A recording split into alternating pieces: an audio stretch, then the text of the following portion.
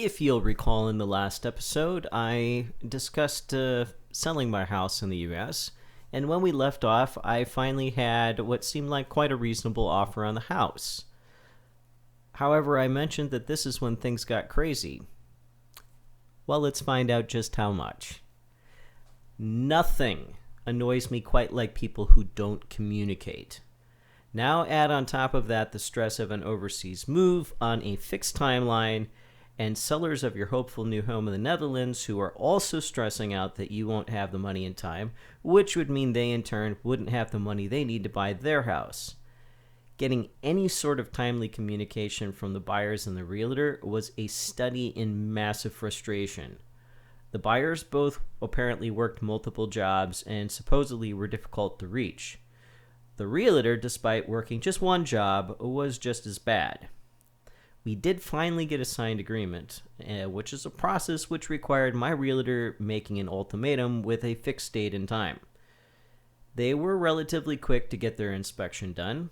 However, that was not without some drama. The inspection was done on a very rainy day, and the last thing that the guy needed to do was to go up on the roof. Now, why you do this on a rainy day doesn't seem very sensible to me, but So while he was going up on the roof, I was in the kitchen making lunch when I just happened to turn around and see the inspector climb onto the ladder.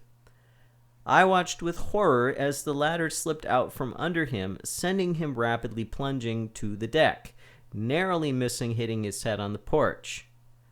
I rushed out to the patio to see if he was still alive.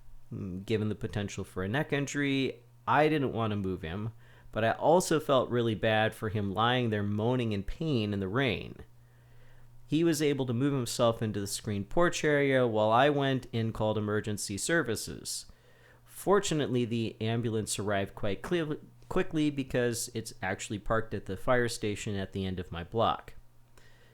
Luckily, nothing was broken, but he had the wind knocked out of him, and I'm pretty sure he was probably in pain for several days after the event. He did somehow finish the inspection, probably mostly because of the degree of adrenaline in his system. For several days, my realtor had no response about the inspection. I thought, maybe everything came back to their satisfaction. It's not like the house didn't go through an inspection once before. However, minutes before the deadline, my realtor got a response saying their inspector had found the roof was soft. Pardon me? I've lived here for 7 years with no problems with the roof. The roof was replaced a couple years before I bought the house. There's no signs of water infiltration. They wanted to have an expert come assess it, so okay, fine, send your guy. I just need this sale to go through, especially after the previous sale fell through over the stupid sewer line. We were at the point where if this failed, I would be out my 10% down payment and my plans of living in the Netherlands would be dead. Next day, their roofing guy showed up in the morning, climbs up on the roof, walked around one small section of it, and claimed it was indeed soft. Now, how someone who spent maybe 2 minutes on a small portion of the roof could conclusively reach this decision was baffling to me. The only logical thing for me to do was to find somebody of my own to assess the roof. Posted in a local forum asking for suggestions, and I was referred to a company who is able to come out the next morning and take a look at the roof. He did a much more thorough inspection with the knowledge that he wasn't going to be getting a job out of this no matter what he said. Imagine my shock when he told me that the sheathing was much thinner than normal. Somebody somewhere along the line had cut some corners and used sheathing that was way too thin. Now what? With this rather devastating news, I fully expected this was the end of the line, and I would be stuck here faced with re-roofing my house. At this stage, I already thinned out a lot of my furniture, including my dining room table. Most of my belongings were, by this point, packed or sold. I was about as committed as you're going to get. So all I could do was wait for a response from the buyers. You can imagine my relief when the buyers made a counteroffer that was actually very reasonable. Obviously, they were heavily invested in buying this house. I accepted their counteroffer, papers were signed, the assessment was finished in record time, and finally I could breathe a huge sigh of relief. After 2 months of extreme stress for myself and my poor realtor, the house was finally sold. But not so fast. No. My bad luck had not yet run out. A few days before closing, I received an odd request for a housing assessment from the buyers. This was especially odd because the assessment had already been done weeks ago and done quite quickly, and this was coming through on a weekend of all things. My realtor spent way too much time trying to reach the agent for the buyers to find out what in the world was up. The agent replied to say that the wrong type of assessment had been requested. You see, the buyers had changed loan types, and that information had not been passed on to the assessor. So, a second assessment had to be done.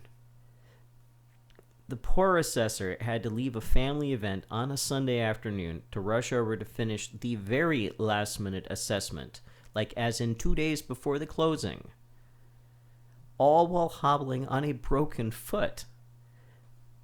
Truthfully, at this point, you can't even make up this level of insanity.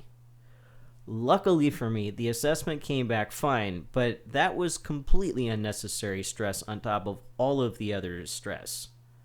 From this point, it was all about last-minute packing and selling, paring down what you own, and what will fit in a couple suitcases on a pallet is no small task.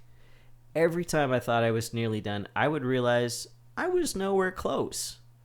A couple days before the flight, FedEx showed up to pick the pallet up, except they sent a guy with a liftgate and no pallet jack, despite them having all the details of precisely what they were picking up and how much it was going to weigh. Several hours later, well after the normal workday would have ended, the poor guy came back with a pallet jack. However, his liftgate was really way too small and the pallet way too heavy. I watched with horror as he tried to load it, with it several times nearly rolling off the liftgate and over him. I was very relieved when he finally got it loaded in the truck. I wouldn't be surprised if he quit the next day. Now, lest you think everything was going rather badly for me, the health certificates for my cats actually showed up on time, as did the airline legal size cat carriers. So with all that taken care of and a very late last night packing up, the cats and I curled up on the air mattress on the floor for our last night in the U.S.